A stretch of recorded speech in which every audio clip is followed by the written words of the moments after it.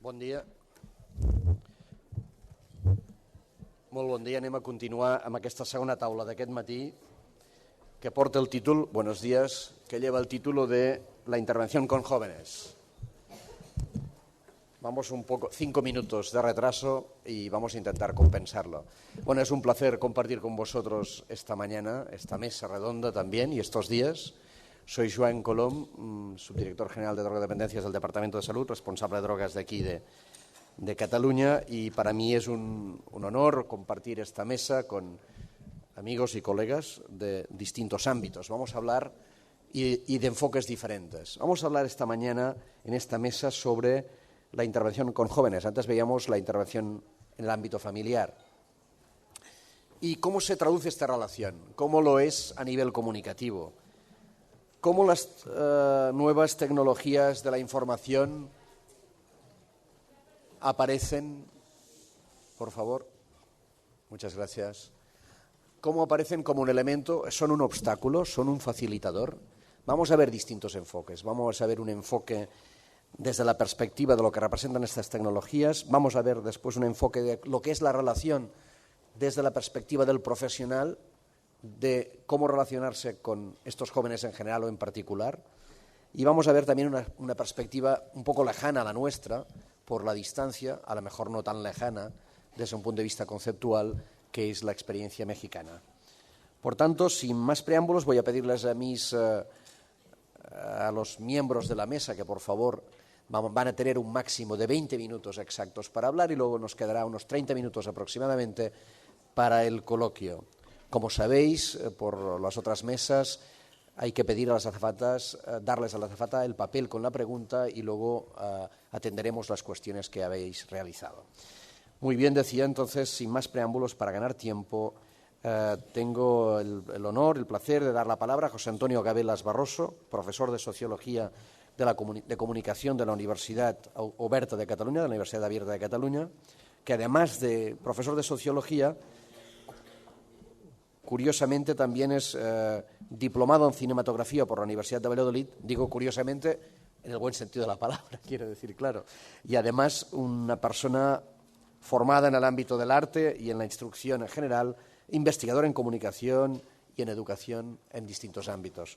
Él nos va a hablar precisamente de lo que decía al principio, de las nuevas tecnologías, un nuevo marco emergente en las relaciones y en la comunicación familiar. ¿Qué ventajas, qué inconvenientes, qué barreras, qué oportunidades nos ofrece? Muchas gracias, José Antonio, por compartir con nosotros esta mesa. Tienes la palabra. Gracias, Joan, por la presentación. Quiero agradecer también la invitación de la FAZ y de la Caixa de estar aquí. Siempre es un placer volver a Barcelona y más cuando tienes la ocasión de encontrarte con personas que llevan una larguísima trayectoria trabajando desde diferentes ámbitos en lo que hoy nos ocupa, que son los menores y las familias. Mi exposición se va a centrar en tres puntos. En primer lugar, voy a hablar de una manera muy rápida de aquellos rasgos que caracterizan este nuevo hogar, un hogar invadido por las tecnologías, por las pantallas, el hogar emergente. En segundo lugar, hablaré, recogiendo la expresión de nativos e inmigrantes digitales, hablaré de la brecha digital que existe también en las familias, en las casas. Y en tercer lugar, propondré un manual de ruta que responde al dilema si somos navegantes o somos náufragos en este universo poblado de pantallas. Bien, esta imagen nos retrotrae a décadas pasadas en las que la familia se reunía en el cuarto de estar en torno al fuego o en torno a una mesa y en la cual los miembros de la familia hablaban mirándose a los ojos. Desde los años 60, el cuarto de estar se convirtió en el cuarto de ver y esas miradas que se encontraban alrededor de la mesa o junto al fuego se concentran en una pantalla, en la pantalla del televisor. Pasó el tiempo y el hogar se convirtió en un conjunto de rincones, o se ha convertido en un conjunto de rincones donde se juega, donde se interacciona, donde se ve, donde se navega, etcétera.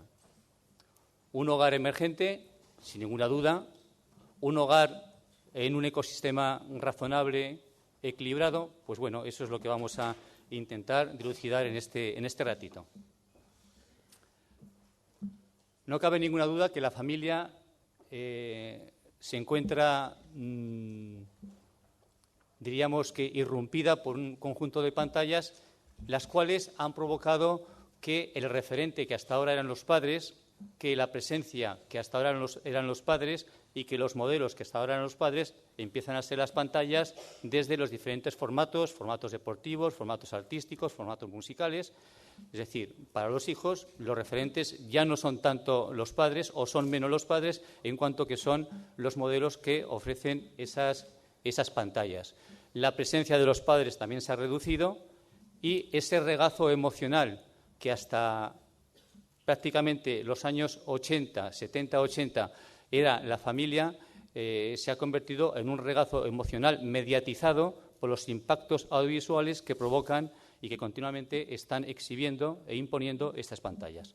De modo que tenemos que el espacio se ha producido un descentramiento del espacio, ya no existe un espacio central, un cuarto de estar, no existe ni un espacio central físico ni tampoco existe un espacio central psicológico ni moral.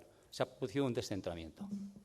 Se ha producido también un tiempo que se ha roto, esa continuidad del tiempo que hasta ahora era prácticamente un canon, un patrón, se ha visto disuelto, y este tiempo que hasta ahora era lineal se ha convertido en un tiempo fragmentado, en un tiempo discontinuo que incluso ha afectado a los propios hábitos, como veremos después, de convivencia y, por supuesto, de comunicación.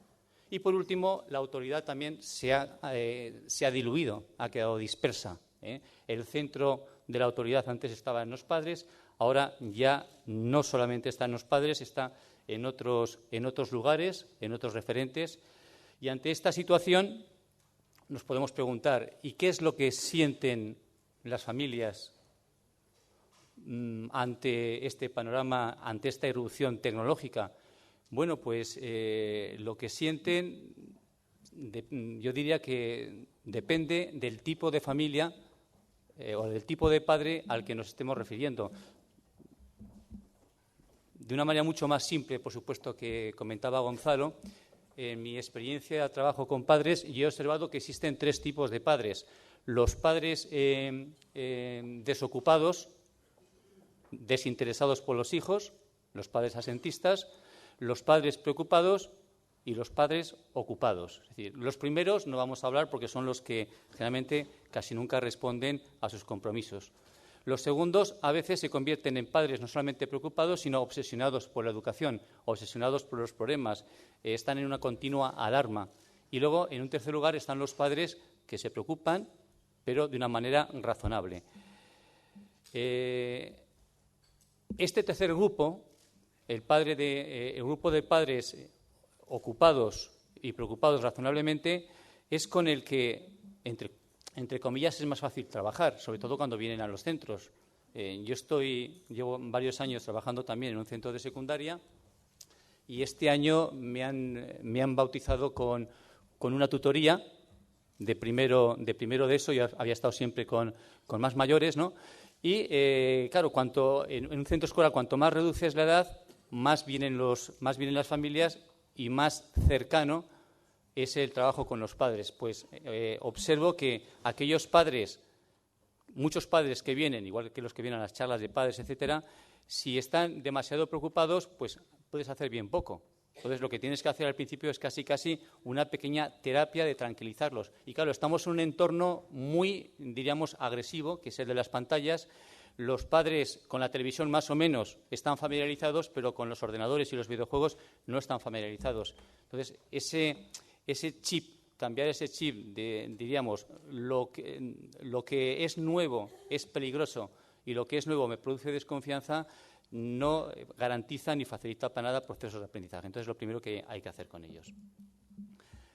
Esta brecha digital se traduce en algunos datos, solamente voy a dar 2 datos extraídos del INE de octubre del año pasado.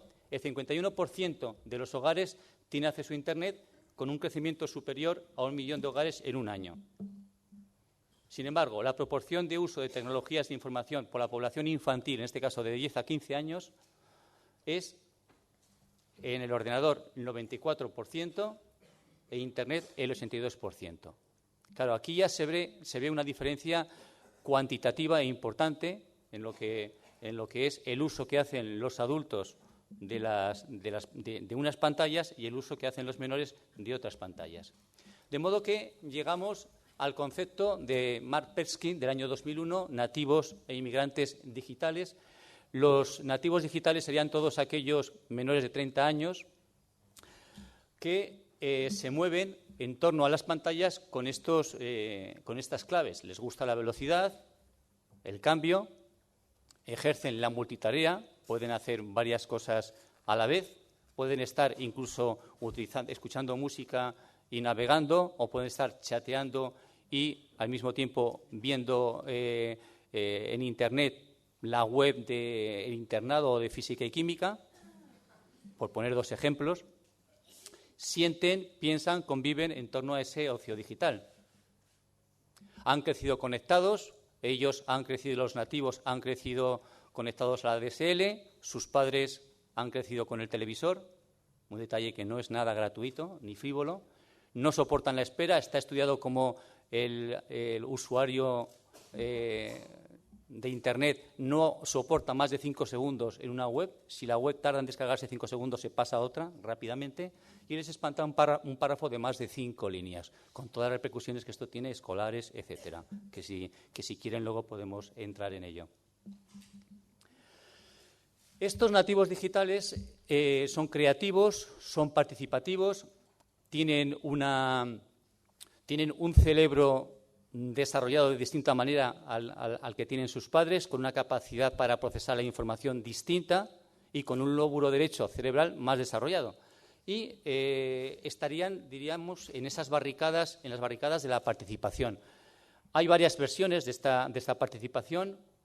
Se mueven en el ámbito de las afiliaciones, comunidades virtuales, bien Fotolog, Facebook, Twenty, en España, fundamentalmente.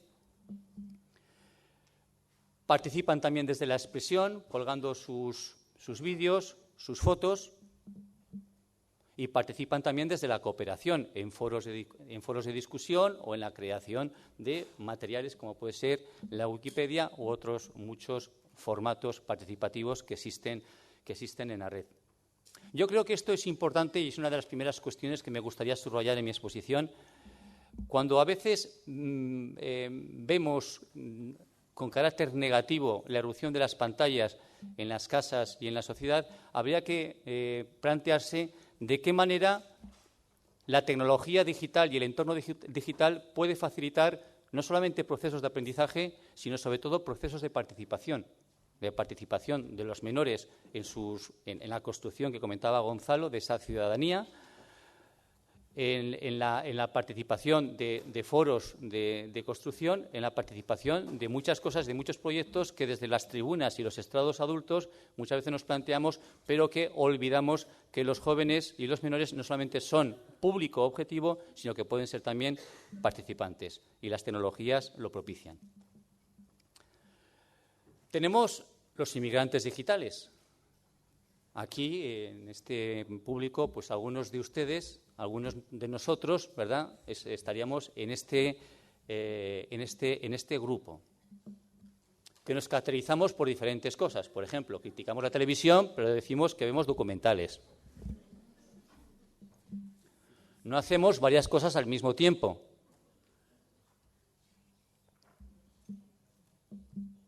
Tenemos dificultad para procesar información, leyendo de modo discontinuo el hipertexto.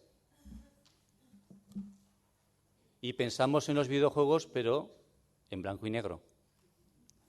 Yo no sé, los mayores de 30 años aquí presentes, si se identifican con esto o no, en mayor o menor medida, e incluso imprimimos los email y los documentos en papel porque nos cuesta, cuando hay más de una hoja, leerlo en formato digital. Y hasta a veces nos permitimos el lujo de llamarle o preguntar al compañero de la oficina si ha recibido el email que le hemos mandado hace 5 minutos.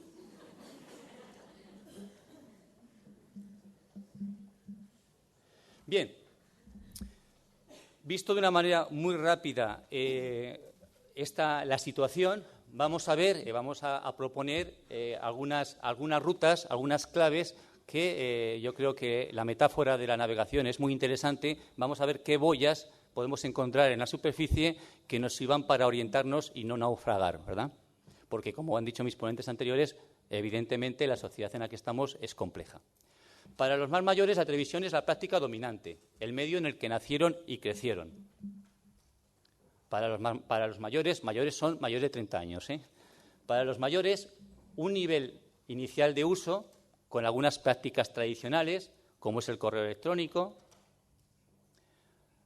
la navegación, por la que se contempla Internet, pero en muchos casos como una fuente complementaria de contenidos.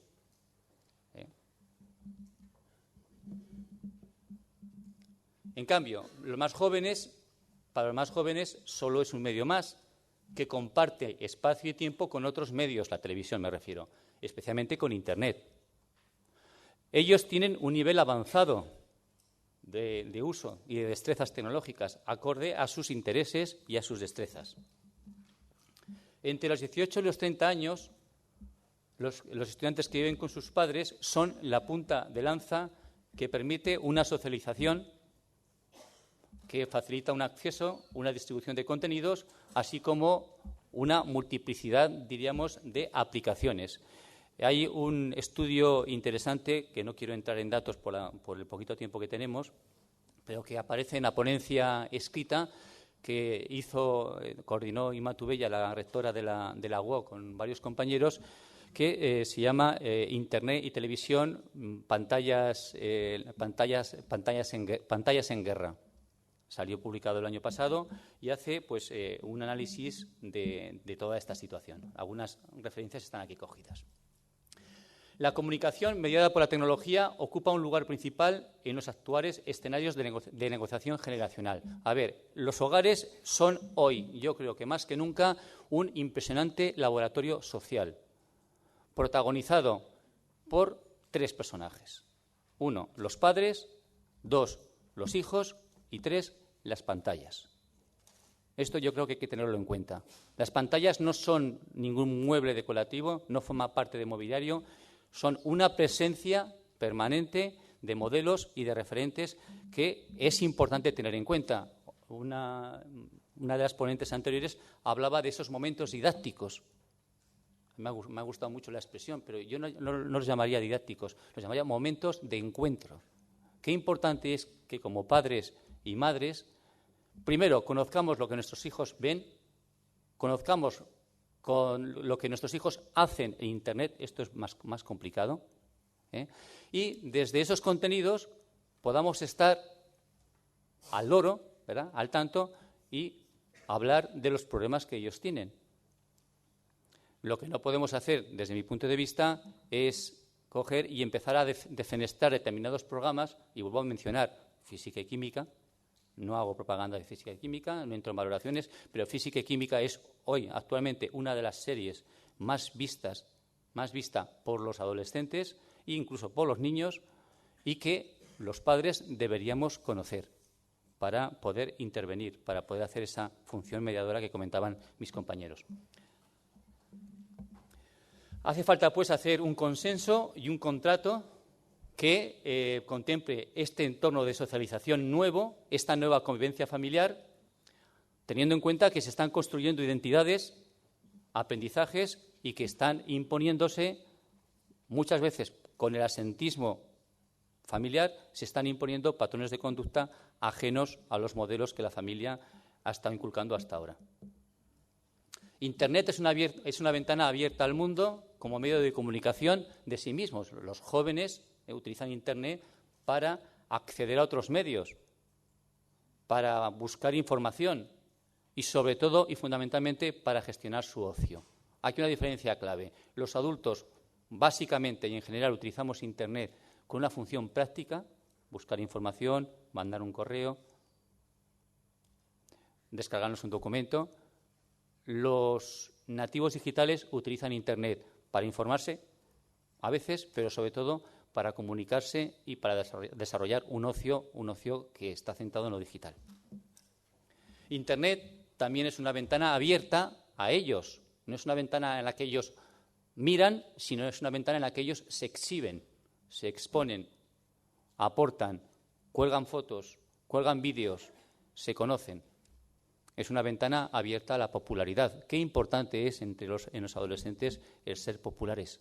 Decía un publicista, el compañero enseguida se da cuenta del que entra en clase con las zapatillas equivocadas.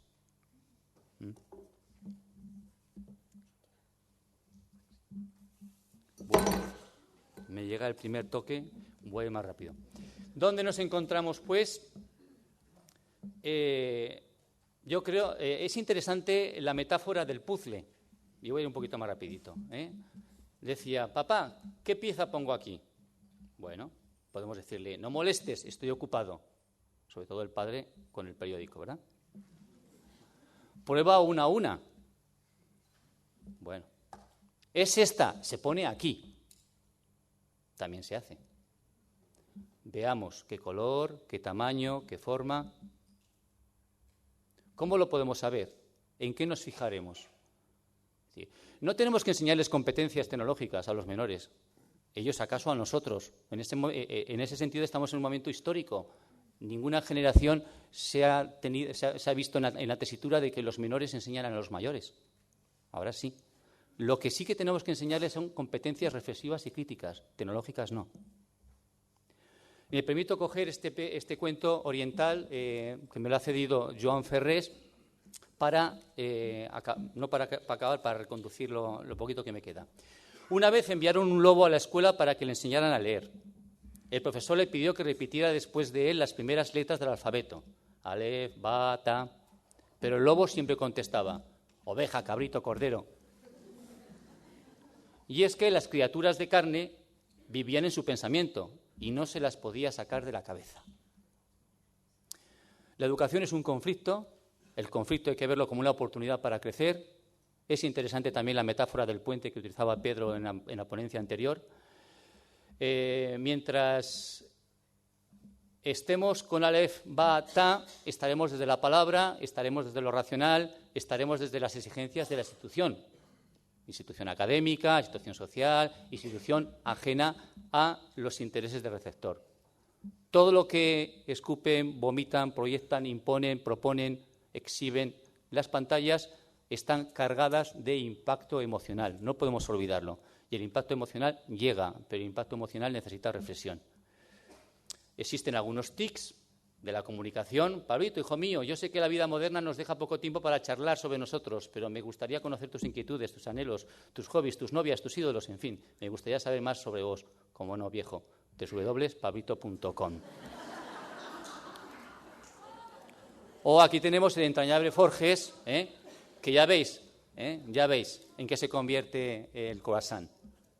Bien, incomunicación. O, por ejemplo, tengo pelo largo, rubio, pechos grandes y unos labios jugosos. O, Rita, mi cuerpo musculoso tiembla de deseo por ti. Cuando navego Internet, recorro sitios virtuales, tengo charlas virtuales con personas virtuales y hago compras virtuales, pero hay un problema. ¿Cuál? La cuenta telefónica. Máscaras y espejismos. Bien, entonces me quedan 4 minutos y 3 son para el vídeo final, por tanto voy bien, ¿no? Vamos a ver, es importante entrar en la alfabetización, una alfabetización mediática que sobre todo necesitamos los padres, necesitamos los adultos, para que nuestra mediación se convierta en eso, en un puente en el cual, primero, conozcamos los intereses de nuestros hijos, segundo, conozcamos también sus sensibilidades y, tercero, podamos facilitar su proceso de crecimiento. Lo dejo aquí y quiero acabar con un punto de humor que no sé si alguno de los presentes se identifica en este personaje monacal, pues yo creo que tenemos que cuestionarnos varias cosas. En mi ponencia hay 6 preguntas molestas y provocativas que no me da tiempo a hacerlas aquí, pero ahí las dejo en el aire y vemos el vídeo y con eso termina mi exposición.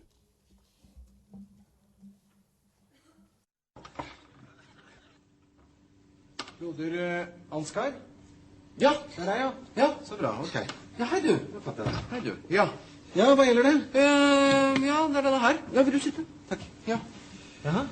Ja, så jeg har ikke fått gjort noen ting hele formiddagen. Okay, nei, jeg beklager at det tar tid. Altså, skjønner vi holder på å legge om til et helt nytt system, og da skal alle ha hjelp på en gang. Ja. Så du kom ikke inn i den, eller? Nei, den bare ligger der. Okay, har du forsøkt å åpne den? Ja, åpne den? Altså, hvis det hadde vært så enkelt, så hadde jeg jo ikke tilkalt helpdesk, hadde jeg vel? Nei, det er sant. Nei. Vil du ha en kopp vann? Nei, da, det skal være fort gjort. Det skal vi se. Du bare gjør der. Sånn. Ja, da er du i gang. Ja, altså så langt kom jeg også. Ok. Men så stoppet det opp, og så var jeg redd for at noe av teksten skulle forsvinne, så jeg turte ikke å gå videre. Åja, ok. Nei, men du skjønner at inni her, så ligger det kanskje flere hundre sider med lagret tekst. Så for å komme videre, så tar du tak i et ark på den måten her, og så liksom blar du over på neste side sånn. Da fortsetter teksten der. Jeg blar, altså? Du blar, ja.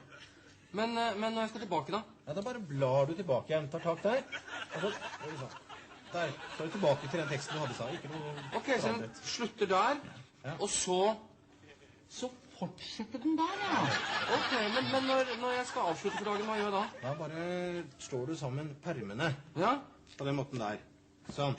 Da er den lukket der, ligger alt lagret inni der. Altså, jeg risikerer ikke å miste noe av teksten her nå? Altså. Nei, alt ligger lagret inni her nå. Ja. Må du i tilfelle sette fyr på hele greia. Det er kanskje lite sannsynlig. Så. Ja, ok. Nei, men for det er noe med det at liksom, når du har holdt på med skriftruller, så tar det litt tid å konvertere til å bla i en bøk. Ja. Ja, det er greit. Ja, men du, en til før du går. Jeg må bare gå gjennom en gang til. Altså, jeg åpner sånn, og så, hva du kalte det? Blar. Jeg blar. Ja, blar videre. Blar frem og tilbake. Ja, teksten ligger der hele tiden. Ja. Og når jeg er ferdig, så bare lukker jeg den. Oi. Flott. Kjempefint. Ja, flott det. Ja, men du, vent, ikke sant? Nå er den sånn igjen, nå får jeg ikke åpnet den. Nå får jeg ikke åpnet den. Ja, det er fra feil side. Du må åpne fra andre siden. Så det er ikke likegyldig, det, altså? Nei, åpne fra den siden der. Sånn. Der. Der er den åpnet. Ja vel. Har du lest manualen, eller? Manualen? Jeg skal følge med sånn manualen som brukerveiledning. Det er sikkert den der. Der, vet du. Ja, den, ja. Står alt sammen. Ja, men ikke sant, der har du samme problemet. Får den ikke opp. Åpnet den.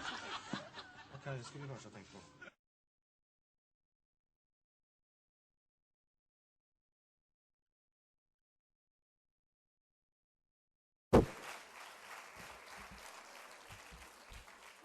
Bueno, ya ven ustedes, hay que leerse el manual. Muchas gracias, José Antonio. La verdad es que nos gustaría tener mucho más tiempo, pero el tiempo también tiene sus limitaciones. Doy la palabra ahora, habrá tiempo luego quizás para comentar alguna de estas cuestiones que ha salido hoy en tu primera presentación. Quiero dar la palabra a Stephen Herwin Pascal. Él me dice, puedes llamarme Esteban porque es mucho más fácil. Es curioso, un personaje que habla distintos idiomas. Un hombre que ha trabajado en formación de formadores y siempre en el contexto y en el ámbito de la juventud. Ahora, precisamente, está trabajando en ámbitos como el Youth in Action, Juventud en Acción, y su rol en distintos ámbitos, en distintos lugares, en distintos espacios ha sido cómo trabajar la relación en general entre el profesional y el joven que se establece, cómo se mira, cuáles son las miradas entre uno y otro. Esteban, tu palabra. Hola, buen día. Antes de empezar quería felicitarles primero con las 3 copas del equipo Barcelona, que me quedé impresionado. Y bueno, para mí el conjunto de Barcelona, el nivel de su juego ha llegado a un nivel artístico, digo yo. Bueno, hablemos de otras drogas, ¿no? Soy Steven Henne. Soy belga con L y soy instructor, formador de diferentes tipos de programa. Trabajo tanto con jóvenes como con adultos y, bueno, programas como que siempre tienen que ver con, o el objetivo que tienen en común todos los programas son hacerles más conscientes de ellos mismos, ¿no? Tanto a nivel individual como a nivel del grupo. Con adultos también trabajo para empresas y temas como trabajo en equipo, comunicación, esas cosas. Y con jóvenes trabajo tanto con estudiantes como con jóvenes con problemas de, puede ser drogadicción, pueden ser también cosas relacionadas con el hecho de ser inmigrante, esas cosas. Fue una sorpresa tremenda cuando recibí la invitación de la FAT hace un par de meses, en el cual me pidieron para que viniera a explicar un poco mi forma de trabajar, porque yo no me considero como ningún experto, solo lo que puedo hacer es compartir mis experiencias, mis ideas, mi forma de trabajar con ustedes. Y es un placer de hacerlo también. Yo creo que debo también mi presencia aquí a 2 empleadas de la FAT que han tomado parte en cursos míos, entonces para mí es una confirmación que les haya servido mi curso. Mis cursos o mis formaciones lo que también tienen en común son 2 cosas muy importantes para mí, que es el foco en el proceso, tanto del individuo como del equipo. Me focalizo muchísimo más en el proceso que en el resultado. Y también diseño mis programas según los principios del aprendizaje a través de la experiencia. Porque yo estoy convencido que tenemos muchísimo más que la cabeza con que aprender. Y tuve la oportunidad de venir aquí ayer también, y hasta ahora me parece un poco que estamos hablando de una forma muy racional, una forma muy científica y académica sobre un tema que también tiene su parte emocional. Y bueno, para mí también es muy importante que haya espacio para eso, ¿no? Entonces, aprendizaje a través de la experiencia, porque yo creo que podemos aprender con todo el cuerpo y yo suelo hacerles trabajar a la gente en vez que lo haga yo. O como dijo Confucio, ¿no? Lo que escuchas se te olvida, lo que ves lo recordarás, lo que haces lo aprendes. Y yo creo mucho también en eso. ¿Y qué es lo que tiene que ver con drogas o con prevención de drogas? Todo eso. Yo personalmente estoy convencido que la autoconciencia es un paso previo en el proceso del desarrollo de la autoestima y del autocontrol. Entonces uno tiene que saber quién es, o por lo menos intentarlo, porque es algo muy difícil y estoy muy consciente de eso. Ese autocontrol y la autoestima yo creo que es muy importante en el proceso de toma de decisiones. Y yo creo que, o estoy convencido que manejar bien la toma de decisiones para mí es la mejor prevención, y también en cuanto a drogas. Bueno, ¿cómo conseguir esa autoconciencia? Porque no es nada fácil y yo creo que exige mucho a los profesionales también. Entonces, lo que intenté hacer, porque yo suelo trabajar con bosques, naturaleza, entonces aquí no estoy en mi entorno, pero intenté hacer una abstracción de mi forma de trabajar y suelo trabajar con moscatones y cuerdas, pero vamos a ver si también manejo bien este aparato, ¿no? Entonces, para conseguir autoconciencia de otra persona, lo que hago yo, y no solo trabajo con la naturaleza o el medio ambiente, sino en general, intento a poner retos y a retar un poco a los grupos, ¿no? Aquí ya ven la zona de confort. La zona de confort para mí es donde uno se siente muy bien, se siente a gusto y sabe qué hacer cuando se produce cualquier situación ahí. Ahí se siente completamente cómodo. Lo que yo intento hacer es, intento que salgan de esa zona, porque mientras permanezcan ahí no van a aprender mucho. Entonces, ¿qué es lo que hago? Poniéndoles retos y desafíos, intento sacarles de esa zona de confort, porque a veces no están conscientes de los recursos que tienen, ¿no? Y les pongo ahí situaciones, oportunidades también que puedan experimentar un poco con los recursos que tienen. He puesto también zona de estirar porque hay un dicho que dice, una mente que ha sido estirada para una nueva experiencia jamás puede volver a la dimensión anterior. Y yo también creo en eso, ¿no? Ahí en esa zona van a aprender, porque, bueno, sin saberlo o sin estar consciente, tienen más que lo piensan. Y, bueno, yo por ejemplo,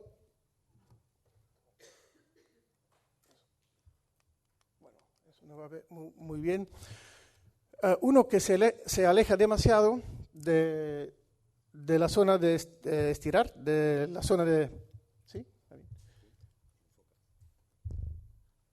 Va a entrar en la zona de pánico. Yo, por ejemplo, reconozco tener mucho estrés para hacer esto. Me encuentro muy cerca de esa zona, pero voy aprendiendo todavía. Lo que uno hace cuando entra en esa zona de pánico, va a entrar en un estado de paralizado y la reacción más común es que vuelve lo más rápido posible a su zona de confort, donde se siente muy bien, cómodo y a salvo. Nosotros, ofreciéndoles todo eso, tenemos un papel muy importante, siendo el profesional trabajando con adolescentes, creo yo, y es asegurarnos de la seguridad tanto emocional como física de la persona, e intentamos crear un ambiente en el cual los adolescentes pueden experimentar, pueden descubrir sus propios límites. Y es algo muy importante también que sepan, los límites de ellos no son los tuyos. Entonces, siempre intentamos hacerlo sin juicios, sin sugerencias y siempre respetando la subjetividad, se dice así, de la otra persona, ¿no? Pero para poder seguir avanzando y crecer, yo creo que hay que a veces sacarlos de su zona de confort, porque saliendo de la zona de confort y aprendiendo en esa zona de aprendizaje, van agrandando sus zonas también. Entonces, luego estará capaz a muchísimo más. Lo que creo también es, asegurándonos de esa zona de la seguridad, tenemos que tomar en cuenta que obstáculos son oportunidades para aprender. Entonces yo creo mucho, a mí me parece muchísimo más oportuno enseñarles cómo caerse bien en vez de impedirles que caigan, porque también en los fallos y en las caídas hay muchas oportunidades para aprender. Yo creo que es nuestra tarea más importante de asegurarnos que el daño es mínimo. Luego, entonces han pasado por varias etapas y todavía no han aprendido porque son experiencias. Yo creo que para aclarar lo que han aprendido, lo que han experimentado, se requiere una reflexión. Ahí otra tarea nos toca a nosotros. Aquí les puse el círculo de aprendizaje de Kolb. ¿Por qué? Porque, bueno, como ya hemos visto, la actividad en sí, ahí van haciendo cosas. O, por ejemplo, en mi caso, aquí estoy haciendo algo que nunca había hecho, entonces estoy en la acción, ¿no? Luego, en la segunda etapa, yo creo que en esa etapa nos toca trabajo a nosotros para ayudarle a aclarar lo que ha experimentado. ¿Cómo? Yo creo que es bastante difícil y yo creo que no podemos darles respuestas, sino preguntas. Y regulándoles las respuestas que no se está formulando el adolescente, les va a ayudar un poco en cuanto a orientar su propio camino, ¿no? Luego también la tercera etapa, ahí es que se presenta la pregunta ¿por qué ha pasado? Y también ahí tenemos el trabajo de aclarar o de ayudarle a aclarar lo que ha aprendido el joven o el adolescente. Así va creciendo y va a poder, con la conciencia que tiene, con lo que ha aprendido, lo va a poder implementar también en otros momentos de su vida. Pero lo que también veo muy oportuno, la responsabilidad de ponerle actividades o oportunidades de experimentar con su comportamiento, con su papel dentro del grupo, la tenemos nosotros. Pero yo creo que también ellos mismos tienen un papel muy importante y una responsabilidad muy importante. Por eso también puse otro modelo que da un poco más responsabilidad al adolescente. Como ya hemos visto que se ha establecido alguna conciencia, luego entonces le toca también responsabilidad al adolescente, porque en ese momento lo que podemos hacer nosotros es hacerle otro reto, otra oportunidad de experimentar, pero el aprendizaje no es obligatorio. El mismo adolescente va a decidir si quiere experimentar o no.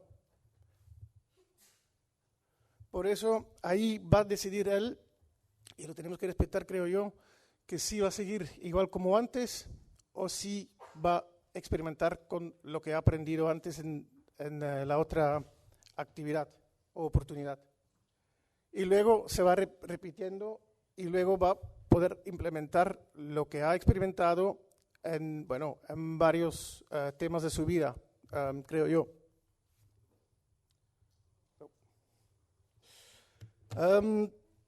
Terminando, me gustaría también compartir algunas ideas mías que tienen que ver con trabajar con adolescentes y con jóvenes.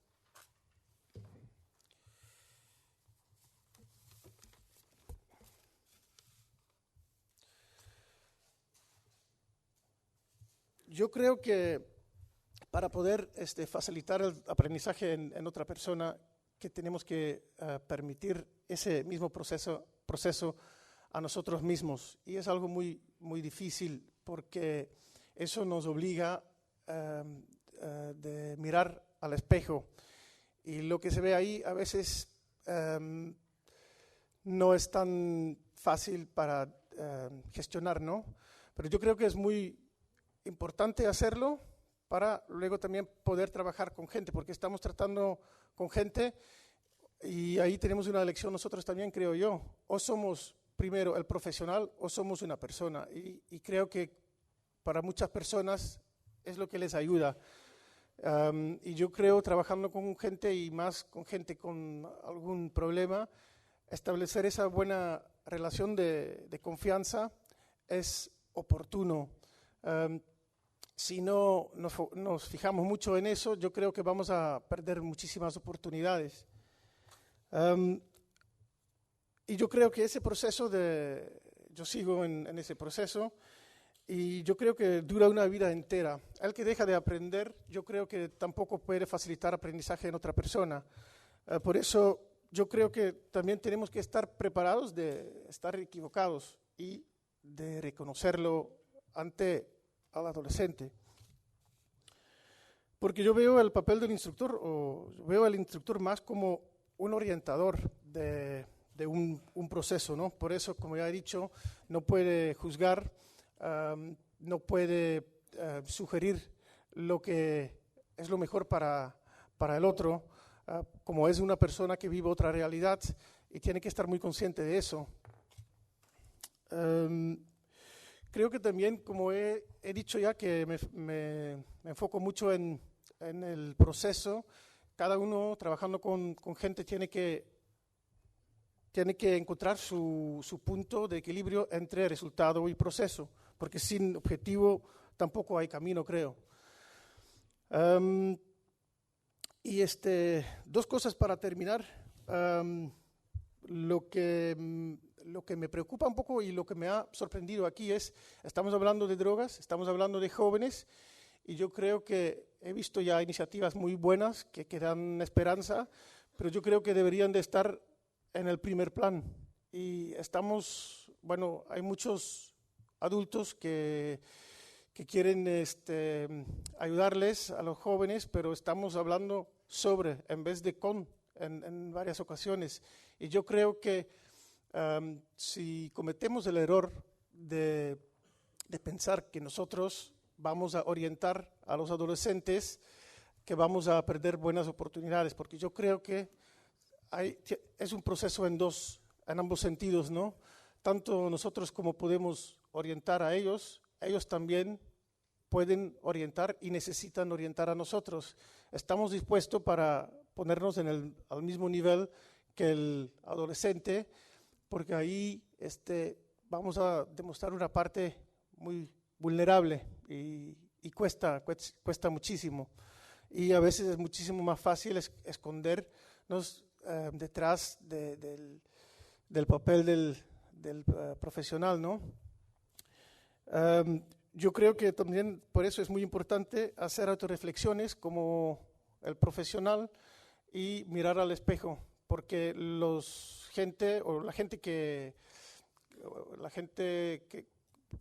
los adolescentes y todos con quienes trabajamos nos dan espejos y nosotros decidimos si lo miramos o no.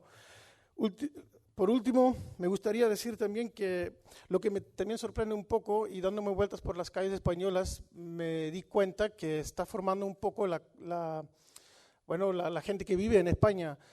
Están llegando muchísimos de otros países, y dentro de los jóvenes aquí no he visto muchos representantes de ellos. Yo creo que con ellos desde el principio hay que establecer un buen diálogo, y yo creo que los necesitamos también, igual como he dicho, de los jóvenes en general, de que nos orienten un poco, porque han vivido otra vida que es una vida muy diferente a la nuestra.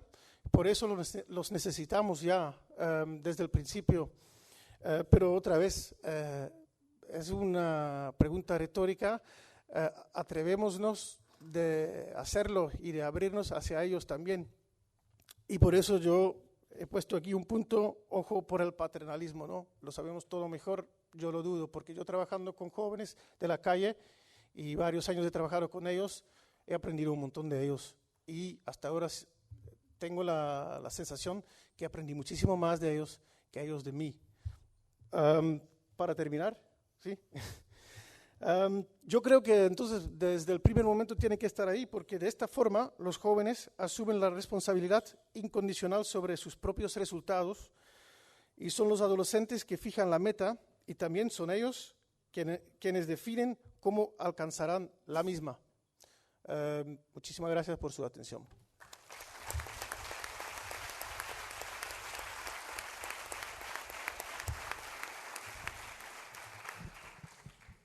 Gracias, Esteban. Gracias por varias cosas, pero déjame decírtelo por dos. Una, cumplir estrictamente con el tiempo preestablecido, y dos, por tener esta especial sensibilidad por saber reconocer en algo que solo se puede ver y apreciar en estas latitudes, que es un juego que se llama fútbol y que alguien ha descubierto últimamente. Y de verdad, Eusebio, que no había ningún elemento previo, te lo aseguro. No hemos hablado de eso de ninguna manera. En fin, para terminar la mesa, voy a dar la palabra a Juan Martín Pérez García, psicólogo de la Universidad Nacional Autónoma de México. Y si nos decía Esteban que no perdiéramos esta visión de contacto, de calle, de emoción, de espejo, de relación interpersonal, yo creo que Juan Martín sabe bastante de eso, lleva una amplia trayectoria en el mundo de la calle. Él fue el fundador de una entidad que es muy representativa y muy paradigmática de Iberoamérica, en este caso de México, pero que tiene mucha influencia en muchos países iberoamericanos y también en la red iberoamericana Ray Talks, y que es Caracol. Esta entidad, que se inició en el año 94, tenía, como decía, un peso muy específico en el ámbito de la formación de educadores de calle, y su trayectoria profesional ha ido mucho en esta línea. Él precisamente nos va a hablar de estos nuevos retos de trabajar con estos jóvenes en estas situaciones y en estas circunstancias. Gracias y tienes la palabra. Gracias. Bueno, pues no tengo fiebre A. Y inicio con esto porque son las paradojas, ¿no? México, un referente para la cultura, reciente, digamos. Hay telenovelas bastante malas que ustedes han tenido que conocer por este lugar, pero también hay buen cine mexicano, la comida riquísima, la comida deliciosa. Pero sin duda el país y su gente, ¿no? De tal forma que ahora los mexicanos, las mexicanas, estamos invitándoles a que no se asusten. Ya es un tema global, es decir, ya no solo es en México.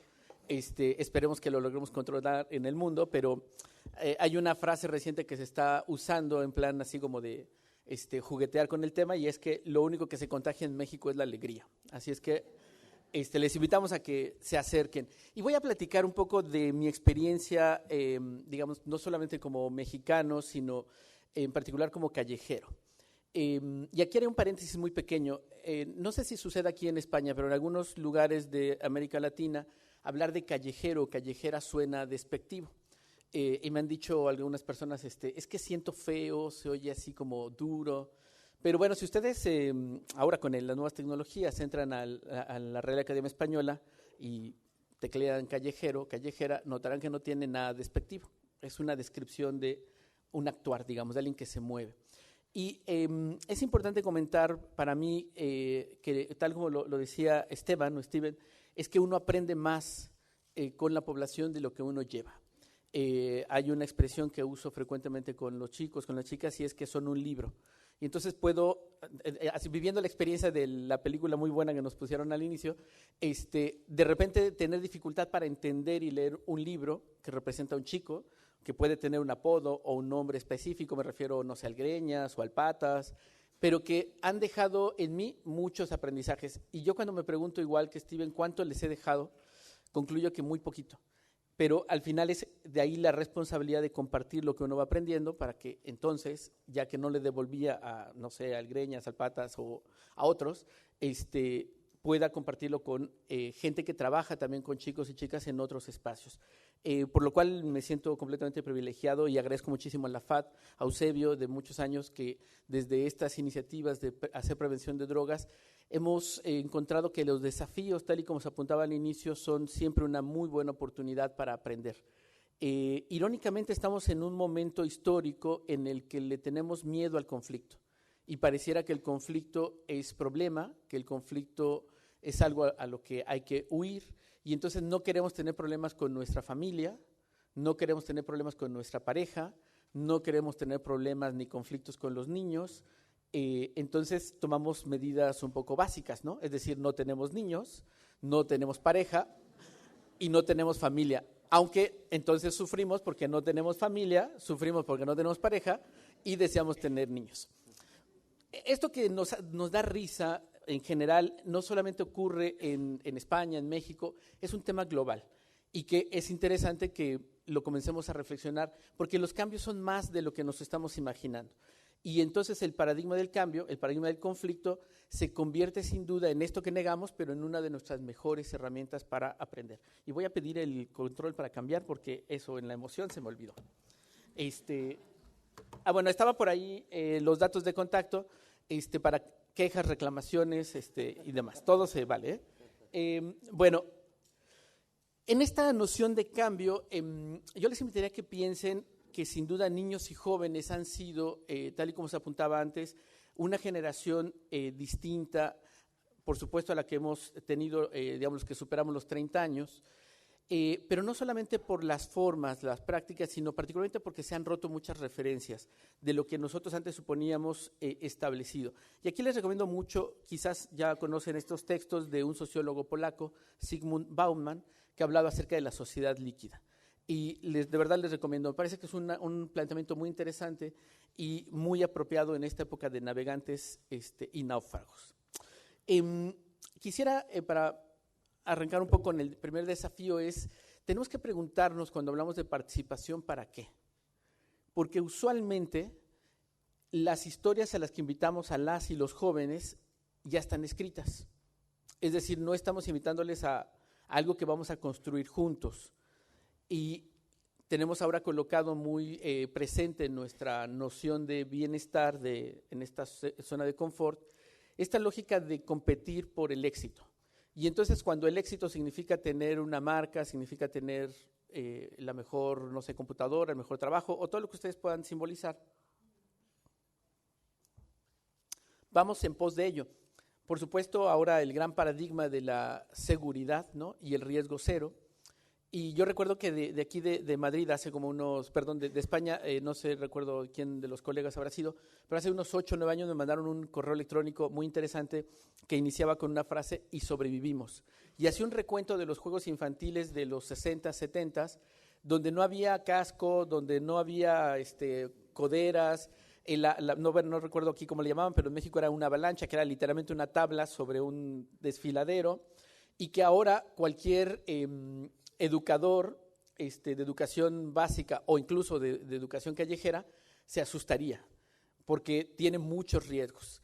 Ya no se puede ir uno al parque, digamos, o a un bosque, pues literalmente a buscar, ¿no? Uno ya lleva la ruta medida, casi el GPS listo. Pero sin embargo, los que estamos aquí hemos sobrevivido a todo esto.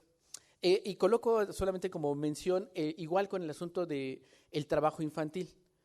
Así como el gran terror de esta época, cuando muchos, los que, digamos, en mi caso, empecé a trabajar a los 9 años, no he dejado de trabajar y me siento realmente afortunado, o sea, porque uno va aprendiendo, tal y como nos apuntaba Steven, a partir de los desafíos. Y hay que diferenciar entonces aquí de la explotación, eso es otra historia. Pero el trabajo, esencialmente trabajo familiar, por mencionar un caso, es algo que ahora comienza a costarnos trabajo entender, y sobre todo en países aquí como en Europa, cuando la relación o esto establecido en América Latina y en África tiene un papel más de vínculo y de cohesión familiar.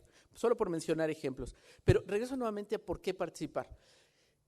Lamentablemente la mirada adulta está muy colocada desde el poder, desde el privilegio de ser adultos, de ser urbanos. Si tuvimos la fortuna de estudiar, y entre más estudiamos nos sentimos con más poder. Y no estamos entendiendo una diferencia que el mundo indígena nos ha compartido desde hace tiempo, pero que hemos escuchado muy poco, y es la diferencia entre poder y autoridad. O sea, el poder se impone como tal, establece bajo fuerza, y la autoridad está delegada. A nosotros nos encargan, nos sugieren, y tratamos de cumplir en el beneficio de todos esa autoridad. La clase política en el mundo, que se ha convertido en una plaga terrible, está colocada en el poder, no en la autoridad. Y entonces ya no están buscando el beneficio de todos, ni siquiera de sus territorios o naciones, sino su interés de grupo, de clase política. Y entonces de repente llegan a negociaciones que uno se sorprendería. Se supone que no eran contrarios, pues no, o sea, porque están cuidando intereses. Entonces todos estos paradigmas, estos elementos están colocados, y los niños, las niñas, las jóvenes, los jóvenes no son ingenuos y lo están leyendo. Y el problema es que generalmente no hablamos de esos temas. Me refiero no solamente de política, de todos los demás, porque los consideramos esencialmente inferiores. Y esto tendrá sus implicaciones, por supuesto. Me voy a saltar un poco algunas por el tiempo, que de repente me pongo a contar y me voy en los paréntesis y en las aclaraciones, pero es importante invitarles a considerar que la participación en términos básicos significa ser parte de algo. Y ser parte de algo significa construirlo. Y de manera muy de caricatura, ustedes pueden ser parte de un pastel o no. Y resulta que a veces queremos, en nuestros desafíos educativos, queremos invitar a que otros participen cuando el pastel ya está establecido, cuando no hay lugar para la participación. En consecuencia, los otros solamente son observadores, no son participantes. Y después nos sorprendemos o nos cuesta trabajo preguntarnos, y les habrá pasado quizás, o no, más bien yo creo que aquí no les ha pasado, nos sucede a veces en México, de por qué no llegan a nuestras actividades, por qué se desesperaron y se fueron. Si estaba tan bonito, si nos tardamos tanto diseñando, si estaba completamente medida y la metodología estaba tan bien. Pues sí, estaba tan bien que no había lugar para la participación. Y paradoja, o sea, Queremos prevenir, queremos participar con ellos, pero no lo hacemos junto con ellos. Y la observación de Steven la comparto. Entiendo que este es un espacio en este ámbito concreto para profesionales, pero sería muy importante encontrar, digamos, que en los congresos comencemos a tener lugares de diálogo entre los profesionales y los jóvenes, que tengamos espacios de encuentro y de diálogo, de debate entre niños, niñas y adultos. Y hago otro pequeño paréntesis. Una de las cosas que vamos aprendiendo en la participación, y con esta lógica de los derechos, y que llegamos a una especie de caricatura, es decir, ahora el Vox Populi. Es decir, como qué quieren ahora los niños y qué quieren las niñas, y eso es como lo que vamos a seguir. Y solamente enuncia que estamos aprendiendo de participación. Significa, como he insistido, ser parte de, y eso implica que yo como adulto, como profesional, tengo una mirada, tengo unos valores, tengo una percepción del mundo que voy a compartir y a dialogar con el otro, que también tiene las suyas. Y comenzamos entonces a encontrarnos, porque si no, llegamos a escenarios un poco complicados donde si nuestra niña, mi hija Camila tiene 6 años, quisiera comer todos los días lo que se le ocurre, digamos pizza por ejemplo, entonces sería un poco complicado, pero si dialogamos y encuentra el valor de la verdura y de la fruta, porque a lo mejor con tal fruta su cabello le brilla más, seguramente comerá además de pizza verdura, digamos, pero son diálogos, son procesos, y que nos significa tardarnos un poquito más. Solamente es eso. Igual con las y los jóvenes, tenemos que reconocer estos elementos, digamos, de ahora, que significa más pantallas, más imagen, códigos distintos, donde los desafíos para nosotros no es ponernos a hablar como jóvenes o vestirnos como ellos lo harían o ponernos un tatuaje, o sea, significa dialogar desde el encuentro de dos, que somos distintos pero que podemos seguramente compartir. Tratando un poco de ser esquemático, si nosotros pensamos en las y los jóvenes, y nosotros por supuesto como sujetos históricos que tienen experiencia propia, que tienen un papel transformador, o sea, no están ajenos en el entorno, y tienen características de acuerdo al espacio geográfico, al momento histórico, a incluso la sociedad o el tipo de sociedad donde se mueven, van a tener generalmente, y es ahí donde nos atoramos en la intervención casi siempre, representaciones sobre ellos, y se hace más complicado cuando estamos pensando en jóvenes que tienen algún tipo de problemática, desde la mirada adulta grave.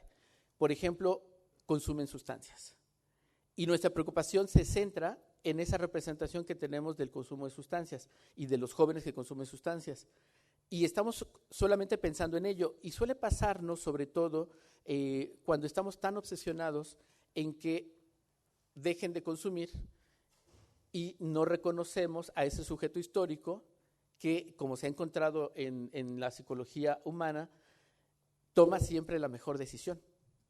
Y uno diría, está consumiendo sustancias, no es la mejor decisión. Siento decirles que es la mejor decisión en el contexto, en el bagaje de información del que dispone y en las condiciones donde se encuentra. Si nosotros no cambiamos esas condiciones, es decir, redes sociales, personas con las que se articulan, expectativas de vida, lo único que podemos dar con nuestros programas, nuestros cursos, son buenos consejos. Como yo les puedo recomendar a ustedes, dejen de fumar porque ocasiona cáncer. Y esos consejos nos los dan todos, pero ¿qué condiciones tenemos para poder seguir fumando? Y para dejar de consumir tabaco o cualquier otra cosa que nos haga daño. Entonces, ahí es donde tendríamos que empezar a cuestionarnos y a reconocer las problemáticas y las habilidades en una relación de diálogo. O sea, no significa entonces que no vamos a hacer nada porque ellos deciden consumir sustancia. Nosotros creemos que no es adecuado, lo dialogamos y vamos encontrando alternativas comunes. Y de ahí entonces recupero nada nuevo. Paulo Freire, recordarán, pedagogo brasileño, hablaba de la práctica dialógica. Dicho de otra manera, el diálogo mejora con la práctica. El tema es que dialogamos muy poquito. ¿Sí? Vamos hablando más, vamos como repitiendo nuestros discursos, les vamos vendiendo las historias ya preestablecidas, a las cuales teóricamente les invitamos a participar, pero poco dialogamos y construimos con ellos. En ese sentido, es importante pensar que la participación, o tener claro que la participación es un proceso. Como todo proceso está lleno de accidentes, no es lineal. Y pareciera que a veces avanzamos y en otros momentos retrocedemos. Pero en este sentido, les invitaría a que se queden con la idea de que la participación es solamente un medio. O sea, no es el objetivo que tengamos llenos los talleres de chicos y chicas para decir que fue exitoso. No importa, llegaron 3, 4, 7, no importa. O sea, estos que llegaron vivieron el proceso de diálogo, nosotros vivimos el proceso de diálogo, evaluamos, reflexionamos, seguramente el siguiente será mejor, porque la participación va en esta lógica. Cuando estamos pensando particularmente en la prevención del uso de sustancias o el uso problemático de sustancias en las y los jóvenes, tenemos muchas representaciones sociales que tenemos que empezar a superar y a dialogar, porque se convierten en una cortina de humo que nos impiden tener una intervención cercana. Y creo, y aquí quisiera ir como cerrando, esto va a estar disponible para ustedes, pero tenemos que empezar a darnos cuenta que hay tránsitos necesarios en este proceso. Es decir, tenemos que empezar a dejar de ver como incapaces, como menores, incluso hasta cambiar nuestro lenguaje. Aquí lo he señalado en varios espacios en España, que usan mucho todavía el concepto de menores. Sin embargo, es más adecuado decir menores de edad a decir solo menores. Yo entiendo que eso es como lo cotidiano en el lenguaje, pero tal y como nos ha aportado el movimiento feminista, lo que no se enuncia no existe, y también, si nos vamos como en plano más psicoanalítico, toda palabra tiene un sustrato fuerte. Entonces, habría que empezar a preguntarse si no es pertinente empezar a cambiar nuestro lenguaje para dirigirnos a ellos y a ellas y comenzar a hablar como son niños, niñas, jóvenes o menores de edad en todo caso. Porque si no lo dejamos muy abierto a menores, ¿de qué? En función de nosotros como adultos, menores de estatura. Estoy un poco invitándoles a problematizar lo cotidiano. Pero esencialmente a reconocer la complejidad, que como ustedes saben no es nada difícil. Solamente son diferentes caminos. Pensemos en la complejidad como en una red, así que tiene entrecruzamientos. Y eso es una gran ventaja cuando empezamos a trabajar o introducir el pensamiento complejo en nuestra práctica, porque implica que ya no podemos llegar solamente por un taller. Es más, les invitaría a que ya no hagan talleres, que ya no hagan conferencias ni tertulias. Con chicos y chicas ya están cansados de eso. Nos plantea Steven, vamos a un bosque, hagamos pintura, hagamos foto, hagamos video, usemos el Facebook, el hi-fi, o sea, empecemos a buscar otros caminos por los cuales podamos acercarnos. En la calle, con chicos en México, callejeros que uno dice no tienen dinero, padecen muchas cosas, que esa es la representación, trabajamos mucho con páginas de internet, con teléfono celular, con programas de radio digital, y tienen cómo resolverlo.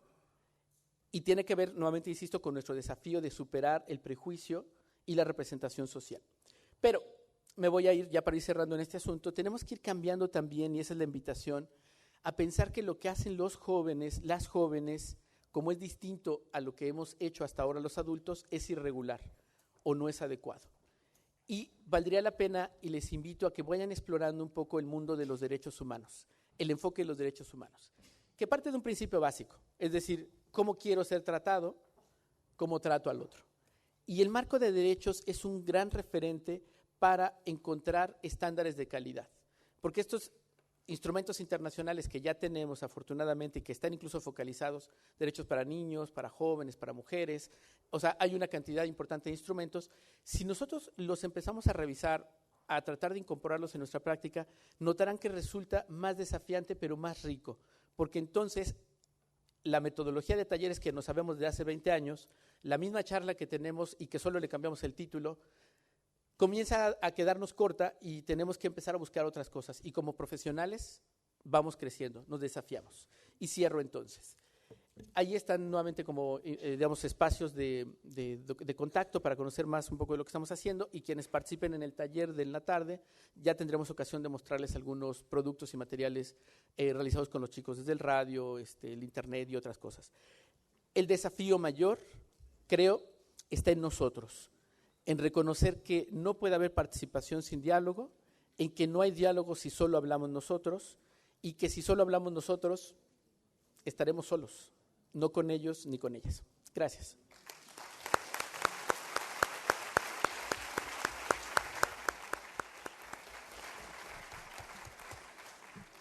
Gracias, Juan Martín. Gracias también por contribuir no solo con la plática, sino con la operativa a esta historia nueva que estamos viviendo en estos últimos tiempos que se llama arte-fútbol, porque un colaborador mexicano, Rafa Márquez, es pieza fundamental de la base de este Fútbol Club Barcelona. Que esperemos se mejore pronto, ¿no?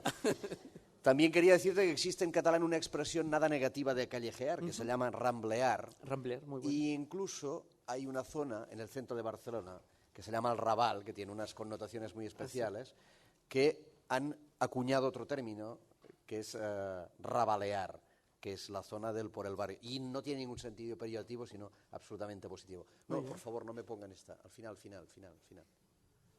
Al final, por favor, no. Ahora no. Y, por tanto, ahora es su tiempo. Tenemos 15 minutos para... Ahora no, por favor. Me han hundido en la miseria. Pero sucede. Sí, Sucede, no pasa nada. Es su tiempo ahora, tenemos 15 minutos para intervenir. Voy a recoger las preguntas, las azafatas, si son tan amables de pasarles las cuestiones o preguntas que quieren realizar a los miembros de la mesa. Encantados de poder, en estos 15 minutos que nos quedan justos, de contestar. Sí, si no haría una yo, pero si tenemos una, Sí. si tenemos una vamos a pasar primero. Muchas gracias. Gracias.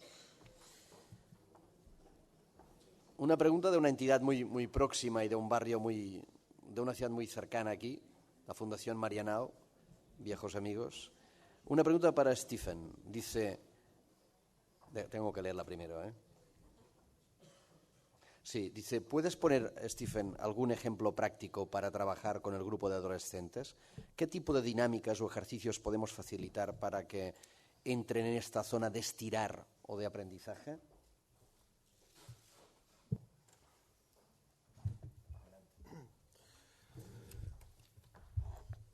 Yo creo lo que es mucho más oportuno es trabajar la relación. Y yo, por ejemplo, como trabajador social, he trabajado con deporte, he trabajado con cocinar, he trabajado con música, y lo que hemos hecho siempre es ese proceso, ¿no? de mucho tiempo, y el camino te va regalando momentos y oportunidades de aprendizaje. Y yo creo que no es tan importante cómo o haciendo el qué, sino el cómo. No sé si... ¿Sí? Sí, una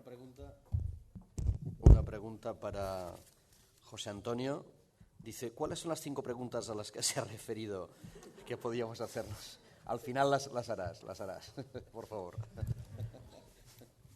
Bueno, es que no puedo hacerlas porque ha ocurrido una cosa, tiene un pequeño accidente y cuando hemos llegado los ponentes al punto de la mañana con el maletín, me han dado el maletín de aquí del Congreso, he cogido los folios con las preguntas, las he metido en el maletín con un libro que le quería regalar a Gonzalo y me he quedado sin preguntas y me he quedado sin folio y me he quedado sin libro. Por tanto, no las recuerdo.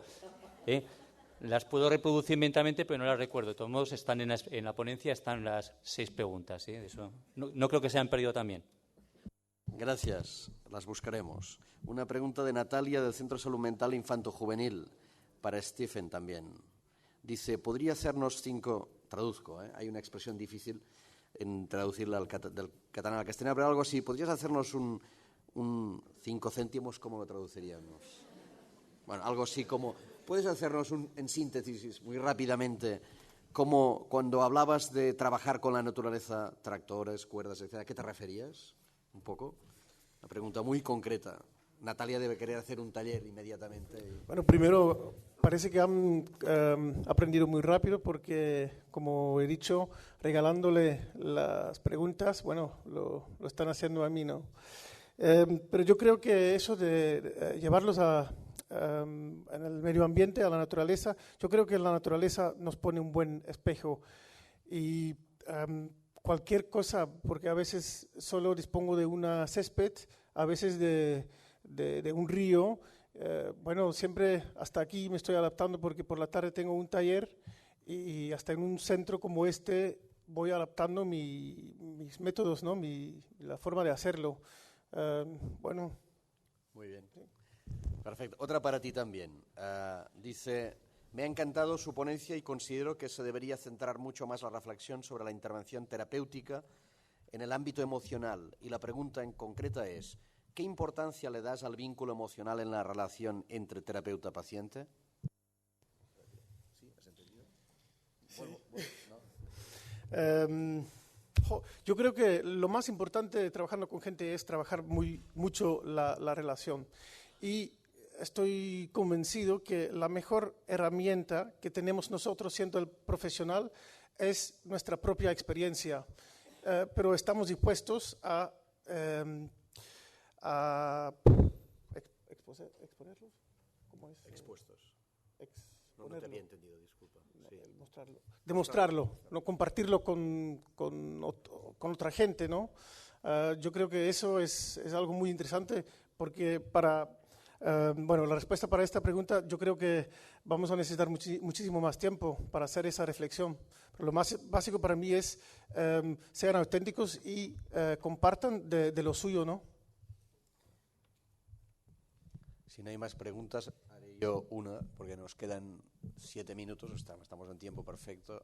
Quisiera hacer algún comentario, alguna reflexión. Mientras tanto, pueden pensar también, ¿eh? Y por otro lado, también les sugiero, y eso forma parte del juego, como esta tarde hay 2 talleres, también seguramente todas estas preguntas que hacen tendrán una mayor proximidad en estos talleres. Mi pregunta era para José Antonio, reflexión. Me llamó mucho la atención, y creo que lo comentó alguno de vosotros, seguramente me lo ha oído alguna vez. Me llamó mucho la atención cuando tú has introducido tu ponencia.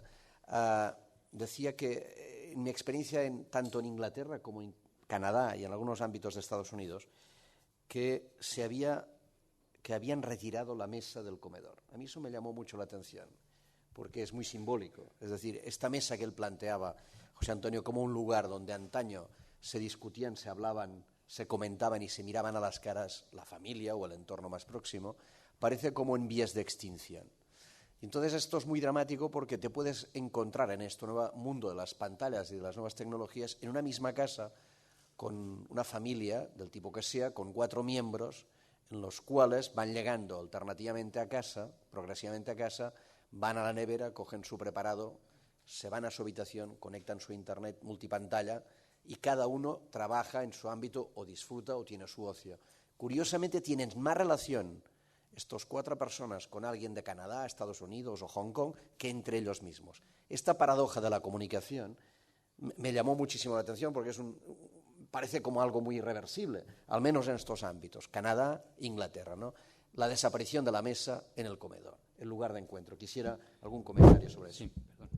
Efectivamente, la mesa física del cuarto de estar del comedor ha desaparecido. Y ahí está nuestro reto, construir la mesa simbólica, una mesa simbólica que es también una mesa real. Es decir, nuestros hijos y nuestras hijas, yo también tengo 2 adolescentes, en casa a todas horas y 100 todos los días por trabajo fuera de casa, desde hace 30 años. Entonces, los menores construyen un universo simbólico que los adultos tenemos que conocer y hacia el cual tenemos que tender a crear puentes. Yo diría que desde las 3 Cs de calidad, no tiene nada que ver esto con los protocolos ni certificados, la cercanía. Nunca, yo creo que jamás en la historia han necesitado más los jóvenes nuestra presencia cercana como adultos. 2, la confianza, pero tenemos que conocer a lo que ellos les interesa, para que confíen en nosotros, no desde el rechazo de sus gustos y sus sensibilidades, sino desde el encuentro con sus sensibilidades. Y 3, la comunicación. Si estas 3 Cs se produce la convivencia de calidad. Entonces, retomando un poquito esto que comentas y recogiendo lo que comentaban mis compañeros, yo creo que es fundamental reconciliarnos con las emociones. Los adultos, los inmigrantes digitales, en nuestro manual de instrucciones que veíamos del monje, ¿verdad?, aparecen razones, y faltan emociones. Yo quiero acabar con una pequeñita experiencia que hice hace 5 años en el cole, tercero de secundaria, yo tenía chicos, varios chicos que eran pastilleros reconocidos y otros no reconocidos. Era un grupo muy difícil, estoy hablando de 15 años, eran 28 chicos, tenía también algún caso de esquizofrenia, tenía varios casos muy complicados, de esos que salía el profesor llorando y que 3 se pidieron la baja. Entonces, yo les estaba dando una asignatura formal que era historia y una optativa que era procesos de comunicación. Y les propuse contar una historia, que ellos contaran una historia y que además la pudieran contar fuera del cole. Entonces, lo propuse a los que habían cogido solamente la optativa, que eran 12, pero ellos dijeron, oye, ¿por qué no lo hacemos todos y tal? Bueno, pues lo propuse a todos, digo, no creo que se apunten los 28. Bueno, pues apuntaron los 28. Y esto fue fuera de horario escolar de 4 a 11 de la noche. Hicimos un mini corto de 1 minuto. Es una pena, no he traído el guión porque esto me ha surgido así sobre la marcha, pero en esa historia yo os puedo decir que evidentemente no se arreglaron los problemas con el colegio porque ellos tenían un rechazo institucional de muchos años atrás, pero sí se arreglaron muchos problemas del grupo. Y verdaderamente fue impresionante, ahora recordándolo se me ponen todavía los pelos como escarpias, de una chica que había dicho un día en clase, solamente vino 2 días a clase. Esta chica tenía problemas de esquizofrenia aguda, ¿no? Un día dijo, me quiero morir, en mitad de clase. No sé si se pueden imaginar la cara de todos los compañeros y compañeras, y el silencio rompía las paredes. Y luego vino también a la grabación, ¿no? Y después le hicimos una entrevista y dice, la primera vez que me encuentro a gusto en un colegio. Bueno, pues entramos un poquito en lo que han comentado mis compañeros, que hay que ser cercanos y que tenemos que trabajar un poco en esta línea. Gracias. Quería también aclarar, porque algunas de las preguntas que se han hecho hablaban de la comunicación con los jóvenes y la oportunidad de aprovechar reuniones como esta, o congresos, o seminarios, o jornadas, que aquí ha habido dos elementos muy importantes. Uno, ayer por la tarde, a las 4 de la tarde, tuvimos la oportunidad de tener un diálogo abierto a través de preguntas preestablecidas y pretrabajadas con 11 escuelas de Cataluña, con Nora Volkov, y por el otro lado ha habido un workshop de relación con los jóvenes, el primer día ayer también, que tiene su continuidad mañana y hoy, y que están invitados aquí, de 15 a 19 años, o sea, que sí que ha habido al menos la intención, la capacidad y el juego de darles también, de escucharles, de dar la palabra, ¿no? Con esta terminamos, con esta última pregunta de José Ignacio Berilo, de Benidorm, que dice, para Juan Martín Pérez, dice, ¿cómo ha afectado la educación las nuevas teorías del poder traducidas después del Mayo Mexicano en las aulas? Sí, ¿cómo ha afectado a la educación en general las nuevas teorías del poder traducidas después del Mayo Mexicano en las aulas? Perdón, no ubico claramente el Mayo. Mayo Mexicano. Hubo un Mayo francés en el 68 y el Mayo Mexicano. Bueno, la década del 68 yo creo que para muchos países fue importante. En el caso concreto de México, además de un hecho muy lamentable, de una masacre estudiantil en octubre y después en el 71, sin duda representó una renovación y surgen opciones, como en muchos otros países, alternativas. Lamentablemente no se ha logrado un cambio profundo y el sistema educativo tiene todo menos la posibilidad de generar conocimiento. Está bastante establecido, muy esquemático, y creo que, digamos, hay un salto importante entre lo que sería el sistema educativo nacional en general, donde tenemos una deserción importante y muchas de esas chicas las encontramos en la calle y con ellos trabajamos, pero está sin duda la Universidad Nacional como gran referente y que representa uno de los espacios de conocimiento más importantes de la región. Entonces, diría que ha sido un cambio muy, muy rico, más desde el ámbito universitario. Y para terminar, sí que no quisiera finalizar sin, por un lado, agradecer tanto a la FAT y a la Fundación La Caixa y a los dos, felicitarles por la impecable organización de estos 3 días, a todo su equipo, porque lo han hecho fácil y creo que además lo han organizado muy bien, y por tanto la oportunidad de organizar en Barcelona y colaborar en esta organización de este congreso.